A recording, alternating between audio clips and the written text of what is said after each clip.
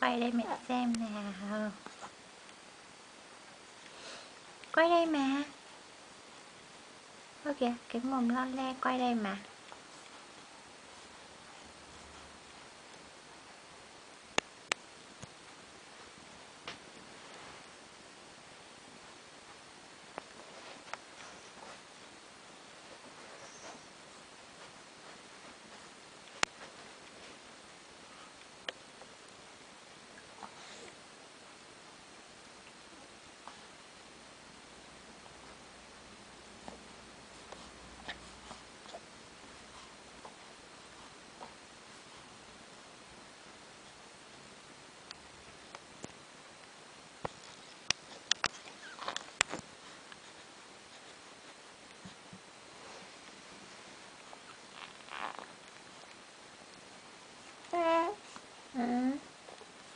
Không ai nói chuyện với em à?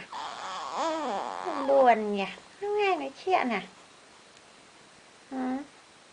Không nói chuyện à?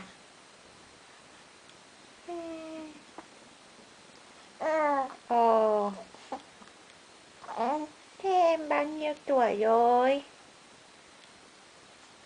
Bao nhiêu tuổi rồi?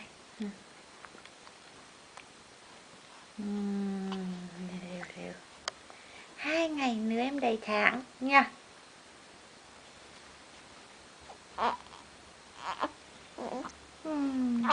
Ồ. Em bắt đầu cáu đấy à? Em cáu đấy à? Cáu đấy à? Cáu sâu nhỉ? Nè. Cáu sâu thế. Cáu sâu thế.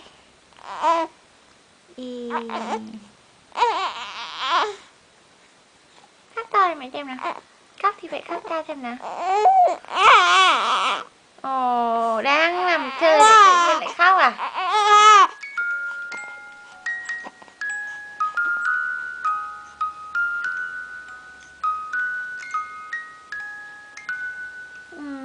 Nhạc ở đâu hay nhỉ?